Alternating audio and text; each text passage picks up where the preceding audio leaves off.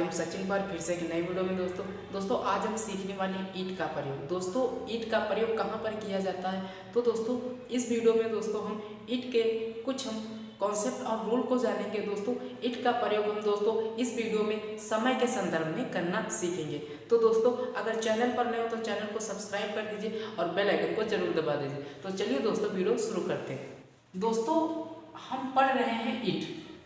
दोस्तों ईंट क्या है, बहुत ही बारीकी से दोस्तों समझने की कोशिश करते हैं। दोस्तों ईंट कहते किसको है? दोस्तों बहुत टीचर लोग कहते हैं कि ईंट का प्रयोग नॉन लिविंग चीज़ों के लिए किया जाता है, जो चीज़ें जीवित ना हो उनके लिए दोस्तों ईंट का प्रयोग किया जाता है। दोस्तों बात सही है, दोस्तों वहाँ पर किया जाता है। दोस्तों हम कैसे जानेंगे कि कहाँ पर किया जाता है, कि ये चीज़ दोस्तों निर्जीव के संग में ईंट का प्रयोग किया जाता है। तो दोस्तों पहले देख लेते हैं कि ईंट है क्या, और दोस्तों ईंट का प्रयोग किन निर्जीव चीज़ों के लिए किया जाता है। क्या दोस्तों ईंट का प्रयोग सजीव चीज़ों के जगह पर या सजीव एनिमल प्राणियों के जगह पर ईंट का प्रयोग कर सकते हैं या नहीं? तो दोस्तों बहुत ही बारीक से हम दोस्तों ईंट के बारे में समझना सीखेंगे। तो दोस्तों अगर हम नॉर्मल सी भाषा में देखें तो दोस्तों ईंट जो हमारा शब्द होता है दोस्तों वो एक प्रोनाउन होता है। दोस्तों ईंट का प्रयोग हम इस वीडियो में दोस्तों टाइम के संदर्भ में करना सीखेंगे। ईंट एक प्रोनाउन होता है और इसका प्रयोग हम इस वीडियो में टाइम के संदर्भ में करना सीखेंगे। दोस्तों ईंट को हम दोस्तों इंट्रोडक्टरी सब्जेक्ट भी कहते हैं।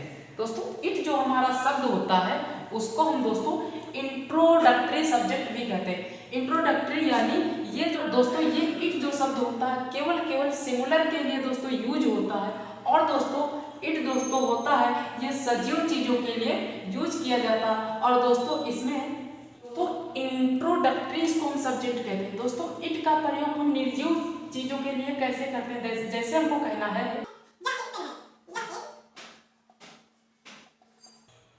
दोस्तों अगर हमको कहना है यह एक पेन है, तो दोस्तों हम इसको ऐसे नहीं कह सकते, इट इज अ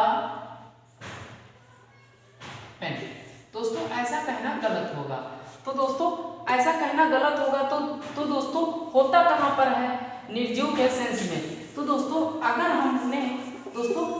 हम यहाँ पर कह दें यह एक पेन है, यह लाल है, तो दोस्तों हम यहाँ पर लिखेंगे कि this is a pen, it is red. तो दोस्तों हम इस प्रकार से लिखेंगे। दोस्तों जो प्रोनाउन का काम होता है वो दोस्तों नाउन के रिपीटेशन को रोकने के लिए प्रोनाउन का प्रयोग किया जाता है। तो दोस्तों यहाँ पर जो ईंट शब्द है दोस्तों वो नाउन के रिपीटेशन को रोकने के लिए प्रयोग में किया जाता है। वहां पर दोस्तों किया जाता है जहां पर दोस्तों कोई लिविंग या नॉन लिविंग चीज भी हो सकती है। दोस्तों ईंट का प्रयोग हम मात्र इस वीडियो में सीखने वाले हैं समय के संदर्भ में कैसे किया जाता है। तो दोस्तों आप समझ चुके होंगे कि ईंट का प्रयोग दोस्तों हम नॉन लिविंग चीजों के लिए कैसे करते हैं। दोस्तों नॉन लिविंग चीजों के लिए दोस्तों हम ईंट का प्रयोग दोस्तों नाउन के रिपीटेशन को दोस्तों इस पेन को दोबारा से यहाँ पर ना लिखा जाए, इसीलिए दोस्तों हम इस ईंट का प्रयोग कर देते हैं। तो दोस्तों नाउन ईंट का प्रयोग दोस्तों रिपीटेशन को नाउन के रोकने के लिए कहते हैं। दोस्तों जैसे हमको कहना है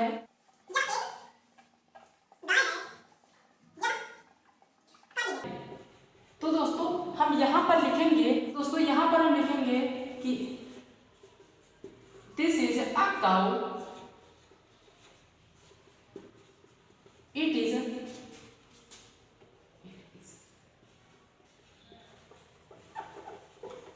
अ ब्लैक। दोस्तों यहाँ पर दोस्तों नाउन के रिपीटेशन को रोकने के लिए इट का प्रयोग किया गया है। यहाँ पर दोस्तों नाउन के रिपीटेशन को रोकने के लिए इट का प्रयोग किया जाता है। यहाँ पर पेन एक निर्जीव है और काउ एक सजीव है, तो दोस्तों इट का प्रयोग हम नाउन के रिपीटेशन को रोकने के लिए करते हैं। अब दोस्तों हम सीखते हैं कि इट का प्रयोग दोस्तों हम टाइम के संदर्भ में कैसे करते हैं।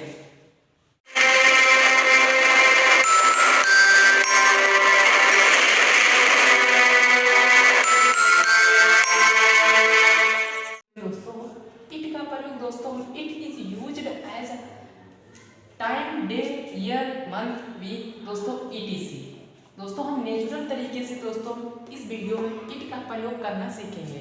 तो दोस्तों इट का प्रयोग कैसे होगा, तो चलिए दोस्तों इस घड़ी के दोस्तों सहायता से समझना सीखेंगे।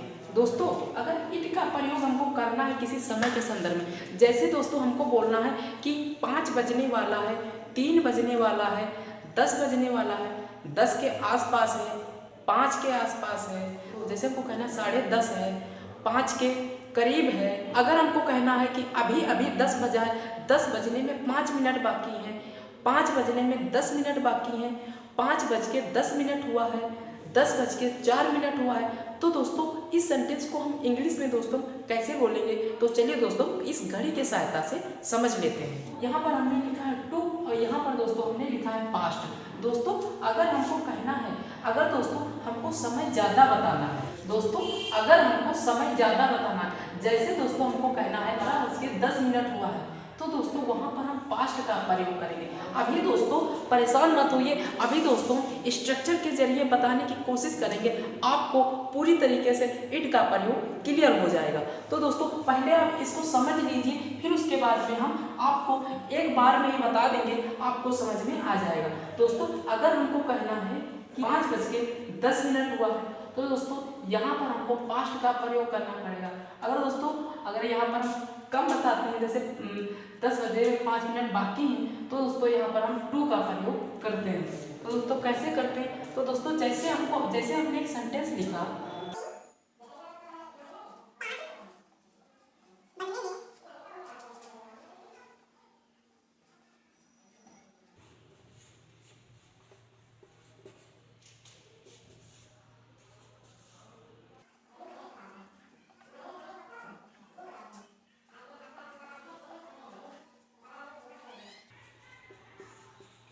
तो दोस्तों हमने आपके सामने 2 सेंटेंस लिखे। यहाँ पर हमने लिखा है दोस्तों कि 5 बजने में 2 मिनट बाकी है। तो दोस्तों यहाँ पर बताया जा रहा है कि अभी बेसिकली 5 बजा नहीं है, 2 मिनट बाकी है। तो दोस्तों यहाँ पर हम टू नामक शब्द का प्रयोग करेंगे। तो दोस्तों पहले हम इसका स्ट्रक्चर देख ले रहे हैं कि इसका स्ट्रक्चर कैसा होता है। तो दोस्तों इसका स्ट्रक्चर होता है इट प्लस या वाज। दोस्तों इसके बाद में दोस्तों हम यहाँ पर लगाते हैं टाइम। इसके बाद में दोस्तों हम यहाँ पर लगाते हैं जैसे OUR, और पहले दोस्तों को इट लिखना पड़ता, फिर उसके बाद में इज या वाज लिखना पड़ता, फिर इसके बाद में दोस्तों को टाइम लिखा जाता, फिर उसके बाद में दोस्तों आवर यानी घंटा लिखा जाता। तो दोस्तों हमको यहाँ पर पहले लिखना पड़ेगा इट, फिर उसके बाद में दोस्तों इज लिखना पड़ेगा। 5 बजने में 2 मिनट बाकी है, तो दोस्तों 5 अभी बजा नहीं है, तो 2 मिनट बाकी, तो दोस्तों यहाँ पर हमको लिखना पड़ेगा 2 मिनट। पहले दोस्तों यहाँ पर हमको टाइम लिखना पड़ेगा 2 मिनट, 2 मिनट।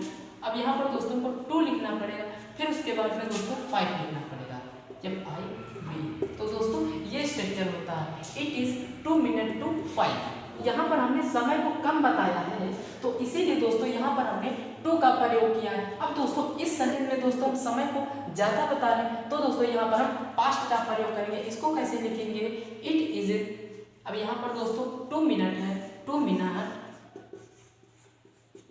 2 मिनट। अब पास्ट लिखे 5:02 हो गया, बल्कि 5 बज चुका है। अब दोस्तों यहाँ पर पास्ट का प्रयोग करेंगे, इसके बाद में 5 का प्रयोग करेंगे।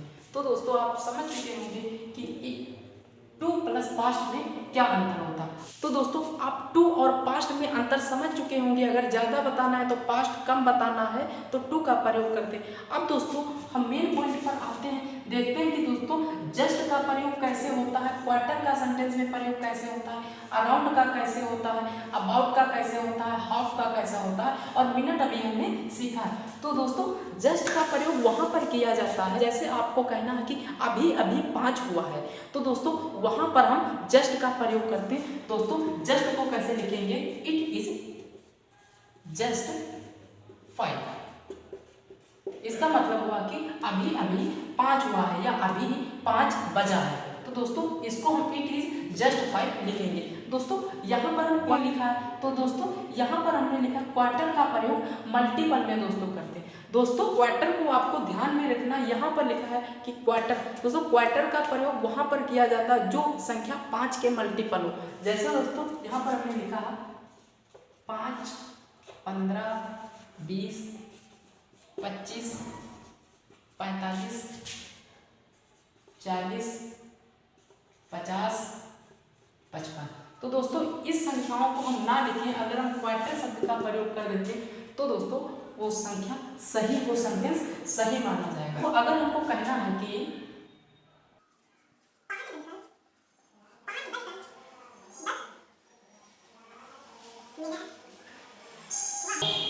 और दोस्तों हमने एक सेंटेंस लिखा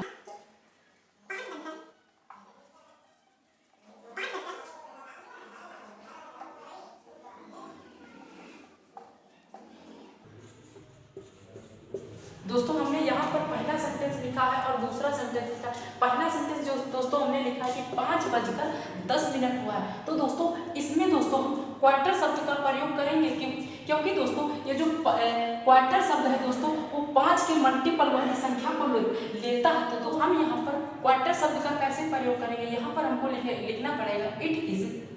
अब यहाँ पर दोस्तों क्वार्टर लिखना पड़ेगा, QUATER क्वार्टर। अब दोस्तों इट इज क्वार्टर। अब यहाँ पर 10 मिनट भी 10 मिनट नहीं लिख सकते क्योंकि हमने क्वार्टर पहले लिख दिया, तो हमको 10 मिनट लिखने की आवश्यकता नहीं है। इट इज क्वार्टर, 5:10 हुआ। अब दोस्तों क्वार्टर लिखने के बाद में हमने आपको बताया था कि कम है तो टू, अगर ज्यादा है तो पास्ट। तो दोस्तों यहाँ पर 5:10 हुआ, यानी 5 से ज्यादा हो गया 10 मिनट। तो यहाँ पर दोस्तों हमको पास्ट कहना पड़ेगा, इट इज क्वार्टर पास्ट। अब यहाँ पर 5, जब 5 इट इज क्वार्टर पास्ट 5 यानी 5:10 हुआ है। तो दोस्तों अब अगला हमारा सेंटेंस है कि 5:11 हुआ। इस सेंटेंस को आप कैसे लिखेंगे? तो दोस्तों जो 5 के मल्टीपल संख्या नहीं होती वहां पर दोस्तों हम उस संख्या, उस मिनट के आगे दोस्तों मिनट नामक शब्द का प्रयोग करते हैं। इस बात को आपको बहुत ध्यान में रखना है। तो दोस्तों यहाँ पर हमने लिख दिया है जो संख्या 5 के मल्टीपल ना हो उसके आगे दोस्तों, यानी उसके बाद में दोस्तों हम जो संख्या 5 के मल्टीपल ना हो तो दोस्तों उसके बाद में दोस्तों मिनट नामक शब्द का जरूर प्रयोग करते हैं, यानी मिनट नामक शब्द का हम दोस्तों प्रयोग जरूर करते हैं। ये बात आपको ध्यान में रखनी है। जो संख्या 5 के मल्टीपल ना हो वहां पर हम दोस्तों मिनट नामक शब्द का प्रयोग जरूर करते हैं। तो दोस्तों हमको इस सेंटेंस को दोस्तों हम कैसे बनाएंगे, यहाँ पर हमको लिखना पड़ेगा इट इज। अब दोस्तों यहाँ पर 11 है तो यहाँ पर 11 मिनट लिखेंगे। दोस्तों यहाँ पर हम 11 मिनट लिखेंगे क्योंकि अगर यहाँ पर दोस्तों 10 होता तो दोस्तों हम क्वार्टर भी लिख सकते थे। अगर आपको क्वार्टर नहीं लिखना है तो 10 लिख सकते हैं, परंतु मिनट नामक शब्द का प्रयोग नहीं कर सकते हैं। तो दोस्तों इस बात को आपको ध्यान में रखना है, ठीक है दोस्तों। It is 11 minute. अब दोस्तों यहाँ पर क्या कह रहा है कि 5:11 हुआ है, तो दोस्तों ज्यादा हो गया है 5 से, तो दोस्तों यहाँ पर भी हमको पास्ट और 5 लिखना पड़ेगा। तो दोस्तों इस बात को आपको ध्यान में रखना है। आपने जस्ट को समझ लिया है, क्वार्टर को समझ लिया है, मिनट को समझ लिया। अब दोस्तों अराउंड का प्रयोग कैसे करेंगे? दोस्तों आपने जस्ट को समझ लिया कि एक सेंटेंस में जस्ट का प्रयोग कैसे किया जाता, आपने क्वार्टर को भी समझ लिया है और दोस्तों आपने मिनट नामक शब्द को भी समझ लिया। अब दोस्तों हम अगले स्ट्रक्चर की बात करते हैं। यहाँ पर दोस्तों अराउंड है। दोस्तों अराउंड का प्रयोग कैसे होता? तो दोस्तों अगर हमको कहना है कि है, तो दोस्तों इसको हम कैसे बनाएंगे? 5 के आसपास है तो दोस्तों हमको यहाँ पर लिखना पड़ेगा इट इज अराउंड। अब दोस्तों 5 के आसपास है, इट इज अराउंड 5। अब यहाँ पर दोस्तों आपको टू और पास्ट लगाने की कोई आवश्यकता नहीं, सिर्फ हम यहाँ पर एक ही स्ट्रक्चर की बात करें जो कि तुलना नहीं कर रहे बल्कि हम 5 के आसपास है, ठीक दोस्तों, वहां पर हम अराउंड का प्रयोग करेंगे। इट इज अराउंड 5, ठीक दोस्तों। अब दोस्तों अबाउट का प्रयोग कैसे करते हैं? दोस्तों अबाउट का प्रयोग हम वाला के सेंस में करते हैं। दोस्तों कैसे करते हैं? जैसे हमको कहना है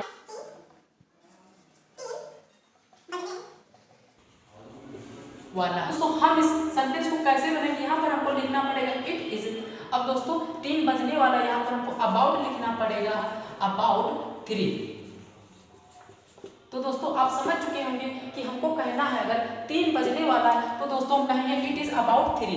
दोस्तों अब आप समझ चुके होंगे। अब दोस्तों हम हाफ को समझते हैं। आप समझ चुके होंगे कि अबाउट का प्रयोग इट के सेंस में कैसे करते हैं। जैसे हमको कहना है कि 3 बजने वाला है, तो दोस्तों हम यहाँ पर लिखेंगे इट इज अबाउट 3। आप समझ चुके होंगे। अब दोस्तों हम समझते हैं कि हाफ का प्रयोग कैसे करते हैं, एक सेंटेंस में हाफ का प्रयोग कैसे करते हैं। तो दोस्तों हम यहाँ पर हाफ का प्रयोग करते हैं आधा के सेंस में। जैसे हमको यहाँ पर लिखना, जैसे यहाँ पर कोई एक सेंटेंस हमको बोलना है कि 3:30, तो दोस्तों यहाँ पर हम लिखेंगे कि इट इज हाफ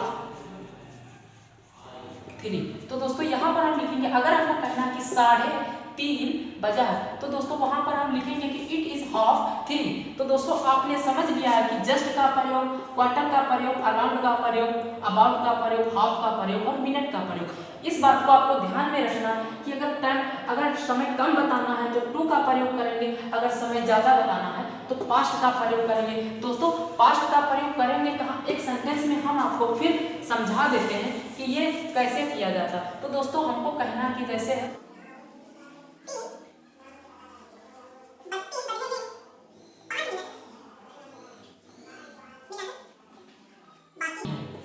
और हमने एक सेंटेंस दिया कि